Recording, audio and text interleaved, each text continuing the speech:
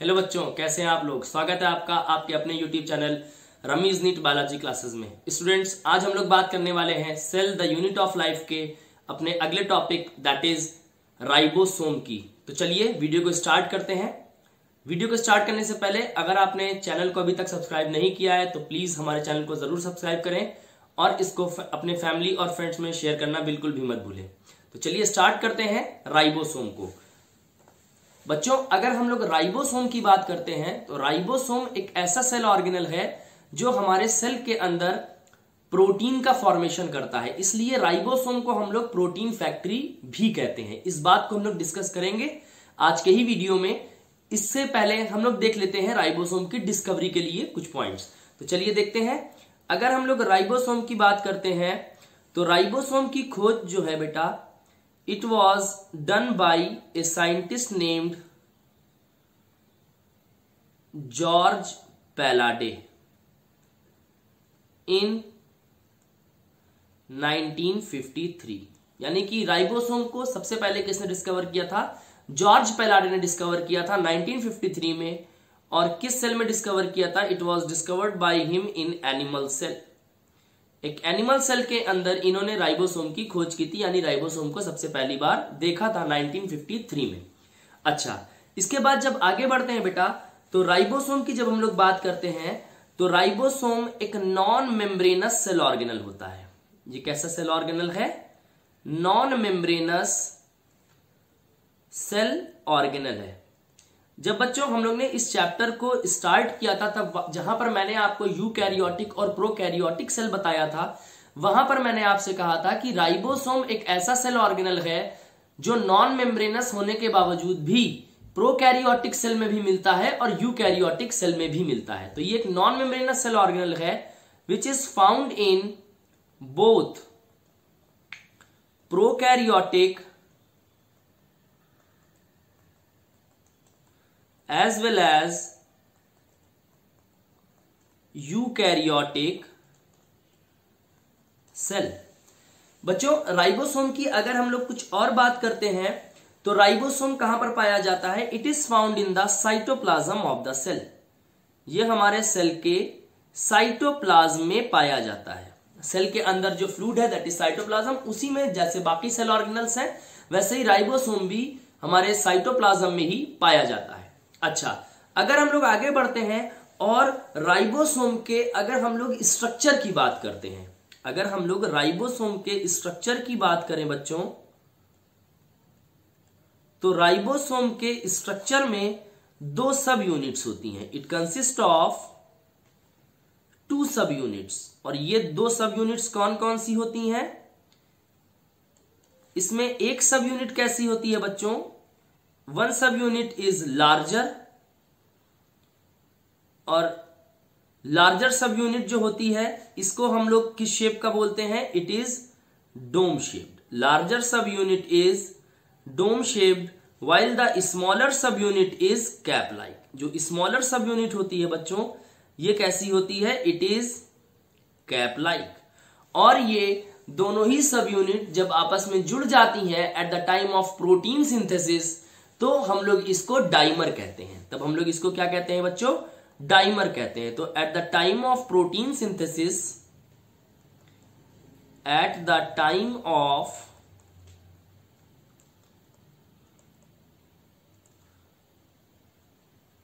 Protein synthesis both the subunits are attached,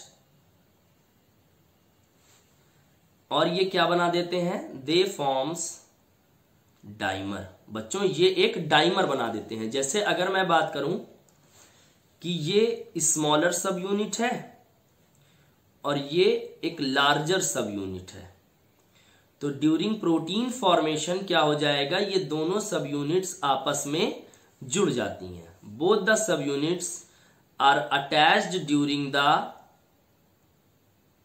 protein formation। तो देखिए, ये जो लार्जर सब यूनिट है this is the larger sub unit, और ये कौन सी सब यूनिट है? This is the smaller sub unit.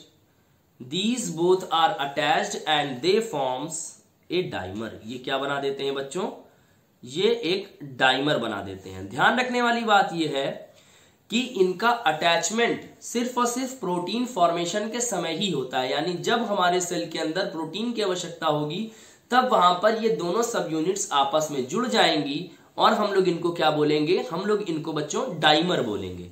और इनके जुड़ने के लिए किसकी आवश्यकता पड़ती है, मैग्नीशियम आयन की आवश्यकता पड़ती है। तो during the formation of dimer this magnesium ion concentration is increased. जब इन दोनों सब यूनिट्स को जुड़ना होता है तो उस समय मैग्नीशियम की कंसेंट्रेशन को बढ़ा दिया जाता है, और जब प्रोटीन का फॉर्मेशन हो जाता है तो फिर से ये दोनों सब मैग्नीशियम की कंसेंट्रेशन डिक्रीज कर जाती है और ये दोनों सब यूनिट्स अलग हो जाती हैं। तो चलिए अब आगे बढ़ते हैं बच्चों, और हम लोग बात करते हैं किसकी, अगर हम लोग बात करेंगे बच्चों कॉम्पोजिशन की, तो चलिए बात करते हैं किसकी, कॉम्पोजिशन की बात करते हैं कि हमारा राइबोसोम किन चीजों से बना होता है।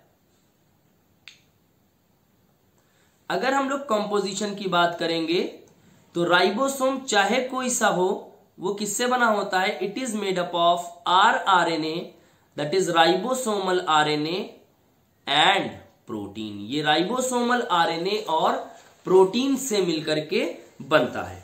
अच्छा, जब आगे बढ़ेंगे बच्चों तो ये जो राइबोसोम है, जब ये सिंगल स्ट्रैंडेड एमआरएनए यानी जब ये राइबोसोम्स एमआरएनए पर आके अरेंज हो जाते हैं तब हम लोग इस स्ट्रक्चर को कहते हैं पॉलीसोम और पॉलीराइबोसोम और पॉलीएर्गासोम। तो चलिए देखते हैं, अगर ये मान लीजिए मैंने क्या बना दिया है, अगर ये मैंने एक एमआरएनए बनाया और इस एमआरएनए पर मैंने किसको ला दिया, ये मान लेते हैं कि ये मैंने राइबोसोम बना दिए।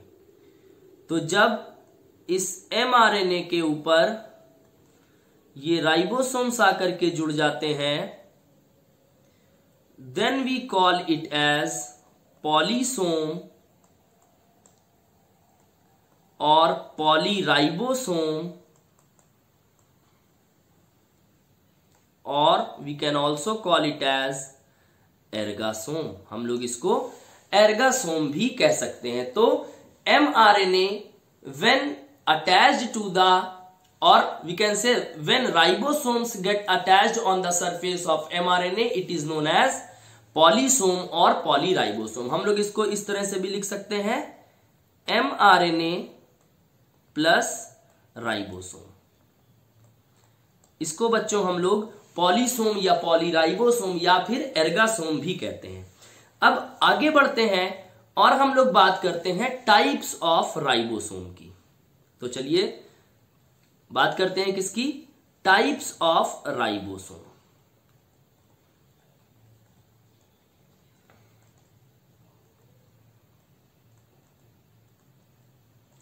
राइबोसोम बच्चों अपने आप में दो तरह के होते हैं, they are of two types. One is the 70S ribosome और 70S type of ribosome, and other is the 80S type of ribosome. और दूसरा राइबोसोम कौन होता है, 80S राइबोसोम होता है। अगर बात करते हैं 70S राइबोसोम की, तो ये 70S राइबोसोम दो जगह मिलता है। It is found in the prokaryotic cell as well as in the cell organelles. तो ये कहां पर मिलता है बच्चों, it is found in prokaryotes plus cell organelles. ठीक है, वो सेल ऑर्गेनल्स जिनके पास उनका अपना राइबोसोम होता है, वो कौन सा राइबोसोम होता है, 70S राइबोसोम होता है। जैसे अगर हम बात करें कि क्लोरोप्लास्ट में कौन सा राइबोसोम होगा, then it will be 70S। अगर मैं कहूं कि माइटोकॉन्ड्रिया में कौन सा राइबोसोम होगा, then it will be 70S। वो बात अलग है कि क्लोरोप्लास्ट और माइटोकॉन्ड्रिया यूकैरियोटिक सेल का फीचर है, तो वहां पर यूकैरियोटिक सेल का अपना राइबोसोम जो होगा वो 80S ही होगा। ठीक है, लेकिन इस यूकैरियोटिक सेल के अंदर जो माइटोकॉन्ड्रिया और क्लोरोप्लास्ट है, इनके पास जो राइबोसोम होगा वो कौन सा होगा, that will be 70S type. वहीं पर अगर बात करते हैं 80S राइबोसोम की, तो this 80S ribosome is found in eukaryotes. ये यूकैरियोट्स में मिलता है और साथ साथ it is also found on rough endoplasmic reticulum. Rough endoplasmic reticulum की सरफेस पर जो राइबोसोम पाया जाता है वो भी कौन सा होता है? 80S राइबोसोम होता है। इस बात को अगर आपको नहीं पता है तो आप प्रीवियस वीडियो में जाकर के देख सकते हैं, जहां पर मैंने एंडोप्लाज्मिक रेटिकुलम को डिटेल में बताया है। अच्छा, अब आगे बढ़ते हैं और बात करते हैं ये S क्या होता है। This S stands for sedimentation coefficient. This S stands for sedimentation coefficient. इसको हम लोग सेडिमेंटेशन कोफिशिएंट भी कह सकते हैं, या फिर इसको हम लोग बच्चों सेवेडबर्ग कांस्टेंट भी कह सकते हैं। It is known as sedimentation coefficient और सेवेडबर्ग कांस्टेंट। और ये एस बताता क्या है? ये सेडिमेंटेशन कोफिशिएंट क्या बताता है? It tells about the density and size of ribosome. ये राइबोसोम के डेंसिटी और साइज के बारे में इंफॉर्मेशन देता है। तो इतनी बात हम लोगों ने देख ली। जैसे अभी मैंने कहा था आपसे कि कोई भी राइबोसोम की दो सब यूनिट्स होती हैं, एक स्मॉलर सब यूनिट जो कैप लाइक होती है और एक लार्जर सब यूनिट जो डोम शेप्ड होती है। तो बच्चों हमारी एनसीईआरटी में कुछ इस तरह का डायग्राम आपको देखने में मिलेगा। ये जो लार्जर सब यूनिट है यहां पर वो भी दिखाई गई है, जो किस तरह की हो सकती है, जिसको हम लोग कहते हैं इट इज डोम शेप्ड। और ये जो स्मॉलर सब यूनिट है ये किस तरह की होती है? It is cap like. और देखिए ये जो राइबोसोम है ये दोनों सब यूनिट्स आपस में जुड़ गई और ये क्या हो गया? It is existing in the form of A dimer. तो कुछ इस तरह से ये दोनों सब यूनिट्स दिखती हैं। अब हम लोग आगे बढ़ते हैं और कंपोजिशन वाली बात को थोड़ा सा और डिटेल में देखने की कोशिश करते हैं।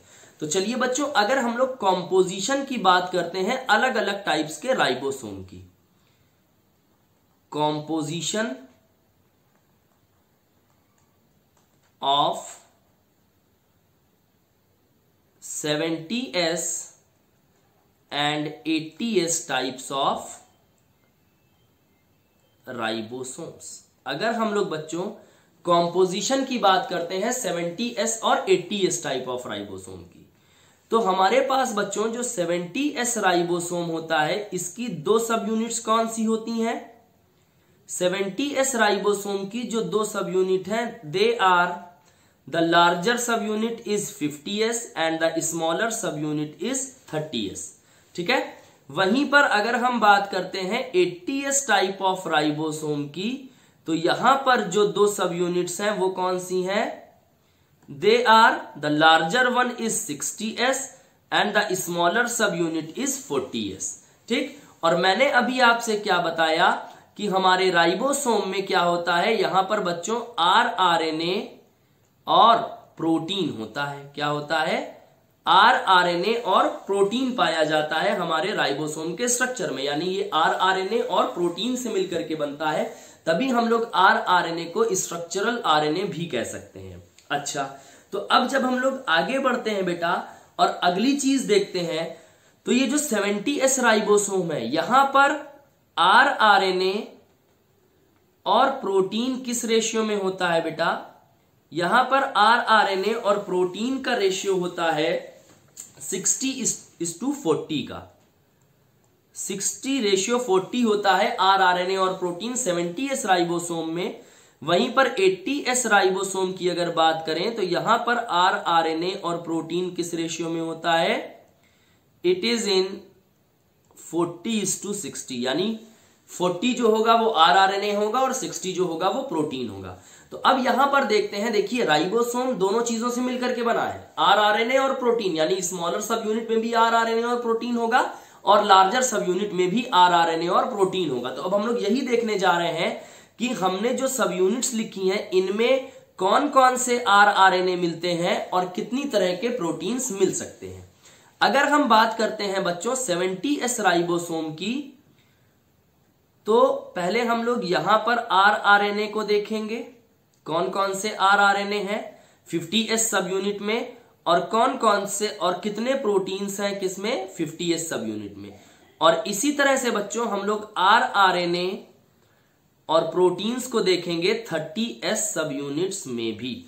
तो अगर हम लोग बात करते हैं बच्चों 50s सब यूनिट की, तो 50s सब यूनिट में क्या होता है, यहां पर कौन कौन से rRNA मिलते हैं, देखिए यहां पर दो तरह के rRNA मिलते हैं बच्चों। They are 23s rRNA, 23s rRNA and 5s rRNA। ये rRNA के टाइप्स होते हैं। One is 23s rRNA and other is 5s rRNA। वहीं पर अगर प्रोटीन की बात करते हैं तो हमारे 70s राइबोसोम की जो 50s सब यूनिट है, यहां पर कौन सा प्रोटीन, कितने तरह के प्रोटीन मिल सकते हैं बच्चों, 34 प्रोटीन्स पाए जाते हैं 50s सब यूनिट में। वहीं पर अगर हम लोग rRNA की बात करते हैं 30s सब यूनिट में, तो यहां पर 16s टाइप का rRNA मिलता है और यहां पर 21 प्रोटीन्स पाए जाते हैं। आई होप इतना आपको समझ में आ गया होगा। तो 50s सब यूनिट में दो तरह के rRNA हैं, 23s एंड 5s rRNA और 34 प्रोटीन्स हैं, जबकि 30s सब यूनिट में 16s rRNA है और 21 प्रोटीन्स पाए जा रहे हैं। अब अगर हम लोग बात करते हैं बेटा 80s टाइप ऑफ राइबोसोम की, तो 80s टाइप ऑफ राइबोसोम में हम लोग देखेंगे कौन कौन से rRNA और कितने प्रोटीन्स हैं, और इसी तरह से हम लोग 40s में भी देखेंगे कि यहां पर कौन कौन से rRNA है और कौन कौन से या कितने टाइप्स के प्रोटीन हैं। तो चलिए बात को शुरू करते हैं। अगर बात करते हैं 60s सब यूनिट की, तो यहां पर कौन कौन से rRNA मिलते हैं बच्चों, यहां पर जो rRNA मिलते हैं दे आर 23s, सॉरी अगर हम लोग बात करते हैं 80s राइबोसोम की, तो यहां पर जो rRNA मिलते हैं they are 5s rRNA, 5.8s rRNA and 28s rRNA। हम लोग इसको थोड़ा सा करेक्ट कर लेते हैं, इट इज 5.8s rRNA। तो यहां पर तीन तरह के RNA हैं, 5s, 5.8s and 28s rRNA। और यहां पर बच्चों जो प्रोटीन्स हैं वो कितनी तरह के हैं, इट कंसिस्ट ऑफ 40 प्रोटीन्स। यहां पर 40 तरह के प्रोटीन्स मिल रहे हैं। वहीं पर अगर बात करते हैं हम लोग 40s सब यूनिट की, तो यहां पर कितने प्रोटीन्स मिल रहे हैं बच्चों, इट कंसिस्ट ऑफ यहां पर कौन कौन से RNA मिल रहे हैं, it consist of 18s rRNA। यहां पर कौन सा RNA है, 18s rRNA है और कितनी तरह के प्रोटीन्स हैं, इट कंसिस्ट ऑफ 33 प्रोटीन्स। यहां पर 33 प्रोटीन्स पाए जा रहे हैं। ठीक है, आई होप आपको समझ में आ रहा होगा। ठीक, तो ये हमने क्या बताया, rRNA और प्रोटीन, कितनी तरह के rRNA किस राइबोसोम में है और किस सब यूनिट में कितनी तरह के rRNA और कितने प्रोटीन्स होते हैं। अच्छा, जब बच्चों हम लोग और आगे बढ़ते हैं तो अब हम लोग बात करते हैं किसकी, now we are going to talk about the functions of ribosome. हम लोग किसकी बात करते हैं, राइबोसोम के फंक्शन की बात करते हैं। Now we are going to talk about the functions of ribosome. तो चलिए देखते हैं, अगर हम लोग बात करते हैं किसकी, राइबोसोम के फंक्शन की, तो यहां पर क्या क्या चीजें निकल के आती हैं सामने। If we talk about the functions of ribosomes के फंक्शन की अगर बात करें बच्चों, तो राइबोसोम के जो सबसे इंपॉर्टेंट फंक्शन है वो क्या है, प्रोटीन सिंथेसिस। राइबोसोम क्या करता है बेटा, it is involved in protein synthesis. ये क्या करता है, ये बच्चों प्रोटीन सिंथेसिस करवाता है। इसीलिए हम लोग राइबोसोम को और क्या कहते हैं, so it is known as protein factory. इसी वजह से ये क्या कहलाता है बच्चों, इसलिए हम लोग इसको क्या बोलते हैं, प्रोटीन फैक्ट्री बोलते हैं। अब यहां पर हम लोगों को थोड़ी सी बात समझनी होगी बेटा कि यहां पर दो तरह के प्रोटीन्स बनते हैं राइबोसोम में। अगर राइबोसोम के हम लोग प्रोटीन की बात करते हैं तो थोड़ा सा डिटेल में हम लोग देखेंगे, बहुत ज्यादा डिटेल में नहीं जाना है। अगर प्रोटीन्स की बात करते हैं तो दो तरह के प्रोटीन्स बनते हैं, एक होते हैं सिक्रीटरी प्रोटीन्स और एक होते हैं नॉन सिक्रीटरी प्रोटीन्स। एक कौन से हैं बच्चों? सिक्रीटरी प्रोटीन्स हैं और दूसरे कौन से होते हैं? Non secretory proteins. तो चलिए देखते हैं। अगर बात करते हैं हम लोग सिक्रीटरी प्रोटीन्स की, किसकी बात करते हैं? सिक्रीटरी प्रोटीन्स की। तो these secretory proteins are synthesized by the ribosomes present on endoplasmic reticulum. ये प्रोटीन्स कौन बनाता है? The ribosomes on endoplasmic reticulum. Endoplasmic reticulum की सरफेस पर जो एटीएस राइबोसोम मिलता है वो क्या करता है? वो सिक्रीटरी प्रोटीन्स बनाता है। और ये सिक्रीटरी प्रोटीन्स क्या करते हैं? दे प्रोवाइड्स अस डिफेंस। ये डिफेंस में हेल्प करते हैं, ठीक है। वहीं पर अगर बात करते हैं हम लोग नॉन सिक्रीटरी प्रोटीन्स की, अगर हम लोग बात करें बच्चों नॉन सिक्रीटरी प्रोटीन्स की, तो these non secretory proteins are secreted by और these are synthesized by free ribosomes. ये कौन सिक्रीट करता है या कौन बनाता है बच्चों? ये फ्री राइबोसोम्स बनाते हैं। फ्री राइबोसोम्स का मतलब जो राइबोसोम्स साइटोप्लाज्म में पाए जाते हैं। जो राइबोसोम्स कहां पर मिलते हैं? साइटोप्लाज्म में मिलते हैं। ये राइबोसोम क्या करते हैं? नॉन सिक्रीटरी प्रोटीन बनाते हैं, ठीक है। और ये नॉन सिक्रीटरी प्रोटीन क्या करते हैं? They are involved in the growth. ये ग्रोथ कराते हैं। अच्छा, अब आखिरी पॉइंट यहां पर जो हम लोगों को याद रखना है राइबोसोम्स के रिलेशन में कि यहां पर प्रोटीन बनता है बेटा, और ये जो न्यूली फॉर्म्ड प्रोटीन्स है, दीज न्यूली फॉर्म्ड और we can write this newly synthesized proteins जो होते हैं, these newly synthesized proteins are processed by the help of another protein known as chaperones. ये जो न्यूली सिंथेसाइज्ड प्रोटीन है इनकी processing कौन से प्रोटीन करते हैं? इनकी प्रोसेसिंग जो होती है it is done by chaperones protein. It is done by chaperone proteins. ये कौन करते हैं बच्चों? चैपरॉन प्रोटीन्स करते हैं। तो इस तरह से बच्चों हम लोगों ने राइबोसोम के स्ट्रक्चर को बहुत अच्छे से देखा। और अगर आपको हमारा वीडियो पसंद आया तो हमारे चैनल को जरूर सब्सक्राइब करिए और बेल आइकन दबाना बिल्कुल भी मत भूलिए, ताकि जब भी हम लोग वीडियो अपलोड करें तो आपके पास सबसे पहले नोटिफिकेशन पहुंच जाए। अगर आपको ये नोट्स जो मैंने यहां पर बनाए हैं अगर ये आपको पीडीएफ के रूप में चाहिए तो you can follow us on our Telegram channel. और हमारे टेलीग्राम चैनल का नाम भी यही है, that is Ramiz NEET biology classes. आपको कुछ नहीं करना है, आपको टेलीग्राम ऐप डाउनलोड करनी है, उसमें आपको Ramiz NEET biology classes search करना है और चैनल आ जाएगा। आपको वहां जाकर चैनल को सब्सक्राइब कर लेना है। और उस चैनल पे हम लोग बहुत सारे क्वेश्चंस, पीडीएफ वगैरह भी शेयर करते रहते हैं जो आपकी तैयारी में बहुत ज्यादा हेल्पफुल साबित होने वाले होंगे, whether you are preparing for board exams or you are preparing for NEET exams. Please subscribe the channel and share the video. Thank you.